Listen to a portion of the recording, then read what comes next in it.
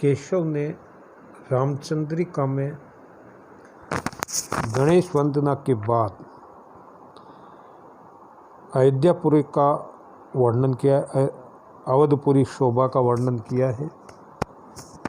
जहाँ तुलसीदास जी ने बालकांड में बहुत विस्तार से वर्णन किया है, केशव ने वो विस्तार से बालकांड में वर्णन नहीं किया है। केशव ने अपने कांड का नाम भी प्रकाश रखा है, प्रथम प्रकाश, द्वितीय प्रकाश, तृतीय प्रकाश। राम का वर्णन करते हुए वहाँ आते हैं, विश्वामित्र आते हैं। विश्वामित्र जो है अयोध्यापुरी का वर्णन करते हैं, शोभा का वर्णन करते हैं। जहाँ गणेश वंदना, सरस्वती वंदना, राम वंदना करने के बाद केशव ने अपने परिवार, अपनी जाति का वर्णन किया है। और उसके बाद में केशव ने वर्णन किया कि विश्वामित्र अयोध्यापुरी में आते हैं राम और लक्ष्मण को लेने के लिए, और वो वर्णन करते हुए कहते हैं कि अयोध्यापुरी किस प्रकार से शोभित हो रही है। यहाँ देखो दो बातें, अनुप्रास तो है ही अलंकार। यहाँ वो वर्णन करते हैं, तुलना करते हैं कि अयोध्यापुरी किस प्रकार से शोभित हो रही है। महत्वपूर्ण पद है व्याख्या की दृष्टि से, और केशव की जो कवि है, केशव कवि हृदय केशव को प्राप्त हुआ है, उसका बड़ा सुंदर उदाहरण है। वर्णन क्या है? कविकुल विद्याधर सकल कलाधर राज राज बरबेश बने, गणपति सुखदायक पशुपति लायक सुर सायक कौन गनई, सेनापति बुद्धजन मंगल गुरुगण धर्मराज मन बुद्धि गनी, बहु शुभ मन साकर करुणामय अरु सुर तरंगिनी शोभासनी। अयोध्यापुरी स्वर्ग के समान शोभित हो रही है। अयोध्यापुरी किस प्रकार से है? कविकुल विद्याधर सकल कलाधर राज राज बरबेश बने। कवि देखो, अब पहले इसके शब्दार्थ उसको आप समझें, उसके लिए आपको बता रहा हूँ। कवि कुल का दो अर्थ होंगे। पहला है शुक्राचार्य, शुक्र, कवियों के कुल जो है अर्थात शुक्राचार्य, और दूसरा क्या है? कवि कुल, कवियों का कुल अर्थात काव्य रचना करने वाले। विद्याधर, विद्याधर के दो अर्थ, एक तो आपके हो गए देवताओं में जो विद्याधर जाति होती है, यक्ष, राक्षस, गंधर्व, विद्याधर आदि। तो यहाँ विद्याधर देव जाति विशेष से है, और दूसरा विद्याधर विद्या को धारण करने वाले अर्थात विद्वान, पंडित। कलाधर, देखो कलाधर आपके दो अर्थ हैं। कलाओं को धारण करने वाला क्या है? कलाधर पर्यायवाची किसका है? चंद्रमा का। वहाँ तो चंद्रमा, और यहाँ क्या है? समस्त कलाओं को धारण करने वाले, कला धारण करने वाले।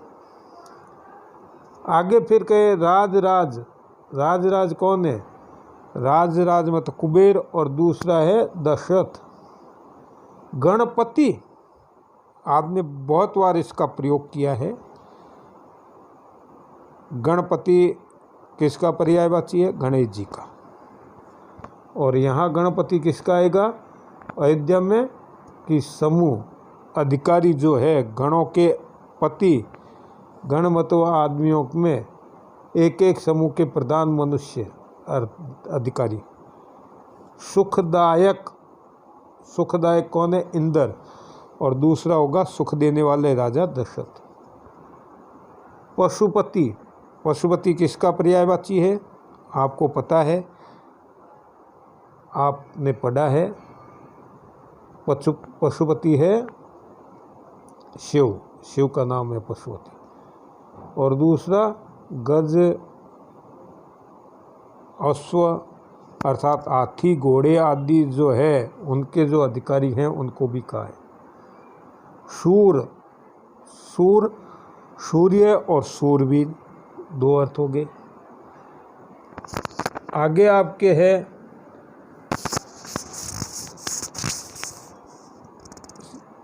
सेनापति। सेनापति का आपको अर्थ पता है। देवताओं के सेनापति कौन हैं? देवताओं के सेनापति है कार्तिकेय। अब कार्तिकेय कौन है? कार्तिकेय जो है वो शिव का पुत्र है। अब आगे जो आपके है दूसरा सेनापति, राजा के सेनापति, दशरथ का सेनापति। अब आगे है बुद्ध जन। बुद्ध, बुद्ध वहाँ आगे आपके जो ग्रह है बुध ग्रह, बुध, और वहाँ बुद्धिमान लोग, मंगल, मंगल भी ग्रह है, और यहाँ मांगलिक कार्य करने वाले ब्राह्मण आदि यहाँ रहते हैं। गुरु, गुरु का देखो क्या है, कबीर ने भी वर्णन किया। आपने पिछली कक्षा में भी गुरु के बारे में आपको विस्तार से बताया था। गुरु क्या है कबीर ने वर्णन किया है। वहाँ तो गुरु है बृहस्पति, और यहाँ गुरु क्या है? आचार्य, अध्यापक, शिक्षक।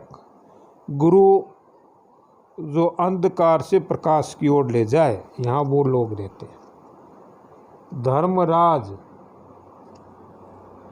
वहाँ कौन है? धर्मराज है, और यहाँ धर्मराज कौन है? न्यायाधीश, न्याय करने वाले, न्याय करने वाले यहाँ रहते हैं। मनसा कर,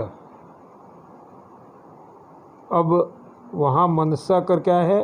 कल्प वृक्ष और कामधेनु। मनसा कर, मन की इच्छा को पूरी करने वाले, और यहाँ क्या है? मनसा कर मतलब कोई भी कामना करे वो पूरी होती है, फल देने वाले राजा है। और करुणामय, करुणामय किसका नाम है? करुणामय कहते हैं भगवान विष्णु को, जो करुणा के देवता हैं।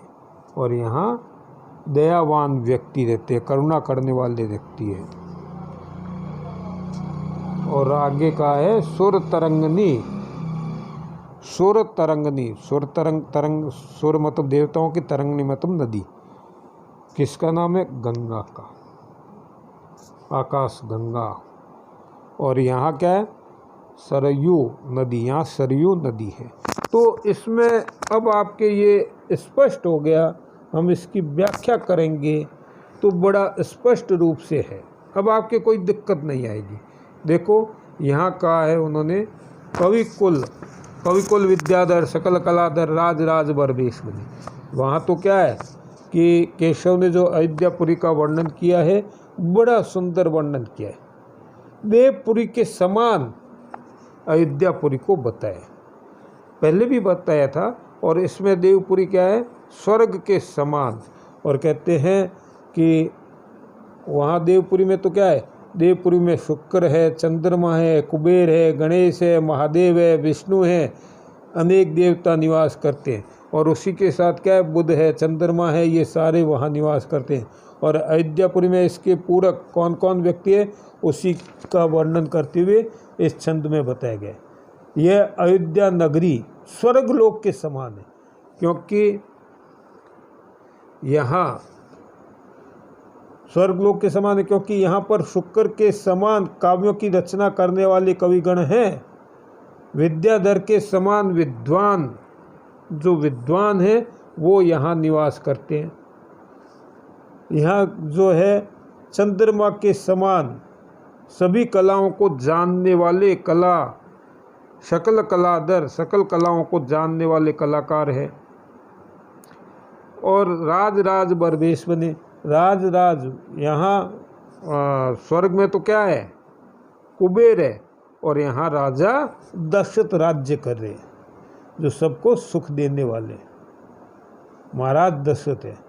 और वहाँ क्या है? गणपति सुखदायक, वहाँ गणपति है, गणेश जी है।